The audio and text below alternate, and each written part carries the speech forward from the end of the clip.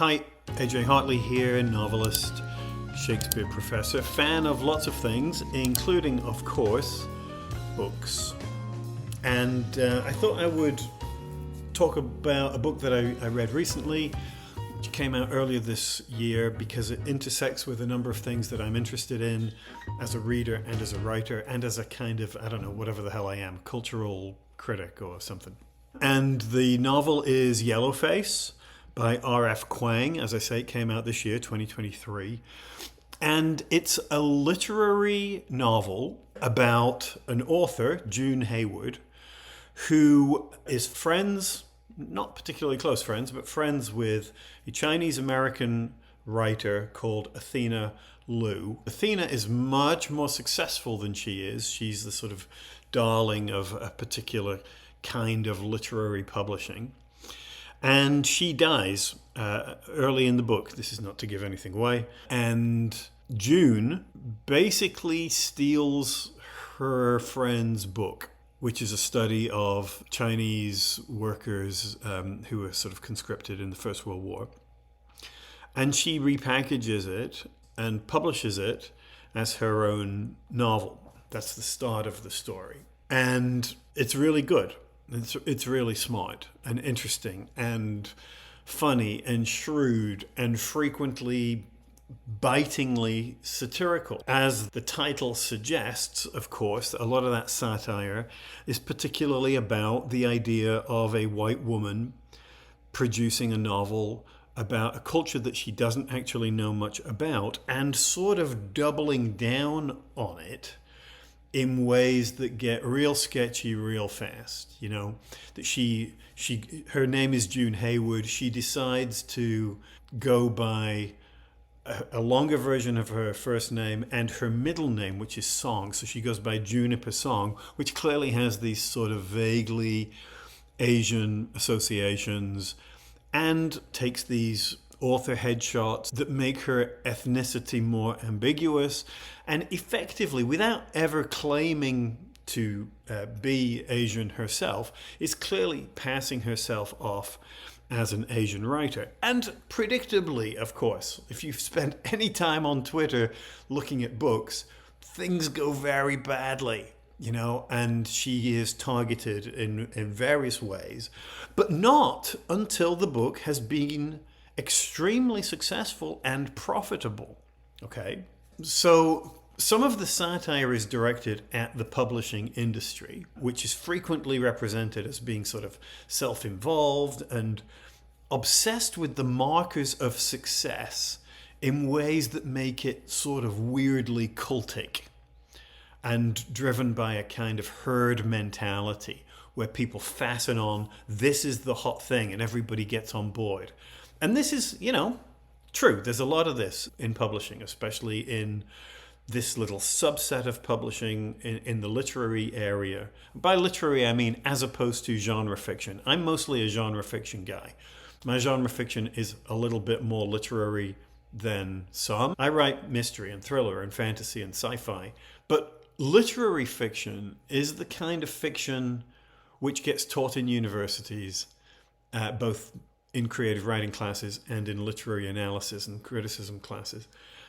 And in many ways, it's something that I have a kind of love-hate relationship with. I can really, really enjoy literary fiction on a sentence level, but I get frustrated by the lack of story often. And I think that, you know, in the past, pre-20th century, most fiction was genre fiction. You know, Jane Austen was a romance writer. Shakespeare wrote in all number of different genres, the genres of his day, whether that's tragedy or comedy, romantic comedy or romance, capital R, or history. And he's working with big sensational stories, which I really love. And one of the things I find frustrating about a lot of literary fiction is that nothing seems to happen, and it's all very feelings and character orientation, but there's not a lot of story. So one of the things that I actually really like about Yellowface is that the plot has such a strong hook, right? As soon as I tell you that part about she basically steals the book from a dead friend who is of a different ethnicity, and the book is bound to that ethnicity, you can see how this is a potentially really interesting story. One of the things that it is targeting, I think, is certain tendencies, particularly within the more literary area of publishing, which can be a little precious and a little self-involved and not always exacting good judgment. Shadowing the book and its title, Yellowface, is the issue of writers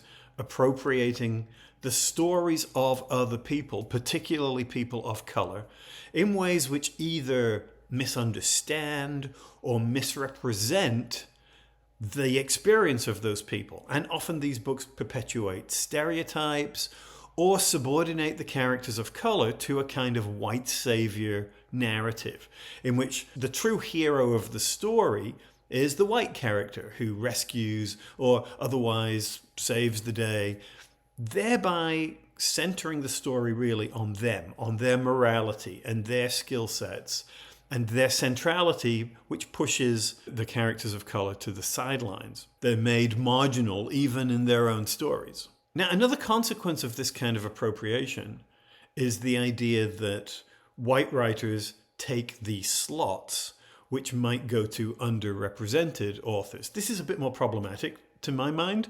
Part of the problem, I think, is that it's less about the authors than it is about publishing companies, because publishers continue to view white narratives as normal and mainstream, while stories that center on people of color are considered somehow niche and specific to a particular audience, often in ways that also dictate the kinds of stories that those writers are allowed to tell, right? You can only represent blackness, for instance, in a certain way. So there still seems to be an assumption that black, Latin, Asian, other experience is limited to a few titles within the publishing house, because the mainstream is still considered a white sphere. So part of the problem, I think, with this idea of taking slots away from writers of color is that the idea of slots is a fundamental problem within the publishing industry, right? That doesn't finally make sense. And part of what we need to do is destabilize the idea that the mainstream is books about white people. And this is something that I wrestle with a lot as a white writer who has often built stories around characters of color in an attempt to do exactly that, to destabilize that larger narrative about what constitutes normative stories. But it's a tough thing to do well, and it requires sensitivity and thoughtfulness and a ton of research, much of it lived research, and close friends, family members of color who will tell you when you're getting it wrong. You know, and that's something that you have to be prepared to deal with. And maybe you have to come to the conclusion that actually you're not the person to tell this story. Now, Kuang, the author, is on record as not supporting the idea, there's a piece in The Guardian recently, not supporting the idea that only certain people can tell certain stories, right? That you have to be a Chinese American to tell a Chinese American story. She doesn't believe that. The question on reading Yellowface is to what extent her position is actually manifested by the novel. And I think in many ways it's not. But also that's partly because this larger issue, which of course is one of the things everybody's talking about with regard to this book, is actually not really what the book is about at all, right? We talk, as I said, there's a lot of satire of the publishing industry and the way people respond to publishing, particularly to readers who are sort of going on Twitter rants, trying to cancel writers and things like that, that there's satire of that. But there's also a tremendous amount of character satire. Now, this is a first-person voice. The character of Haywood/Song is the person who tells you the story, right? And so everything in the book is mediated by her character, her point of view, and her voice. And this is sort of part of the root of the strength of the novel and the problem with the novel if you insist on viewing it as a study of cultural appropriation. And part of the issue is that it's very clear that the Hayward Song author character is actually not very invested in the Chinese American culture that she's representing. She is either not doing the work or the marketing of the resultant book in good faith, right? She passes herself off as Asian. She doesn't own her own whiteness in tackling these issues, nor is she particularly knowledgeable or interested even in the subject matter of the books that she is effectively stealing. She gets sort of interested in it at certain times, but it's odd, that she's quite remarkably uninformed about the culture that she's writing about, even to the point where her response in there's a scene in a Chinese restaurant where she knows less and cares less about Chinese food than almost anybody in America, it seems to me. Now, some critics have targeted this as being too clearly indicative of the problem of her character. They say, well, this sort of fudges the issues of cultural appropriation because she's clearly a bad actor. But that's kind of the point. I mean, she is, after all, a serial plagiarist, which in the literary world is about the worst crime you can commit.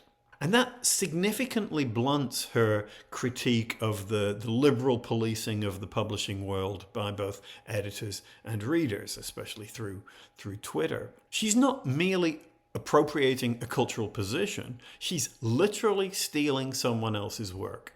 And she is mostly a horrible person, right? And though she levels some legitimate critique at her dead friend's brand of privilege, but she's utterly tone deaf about her own form of entitlement and the sense that the world owes her something.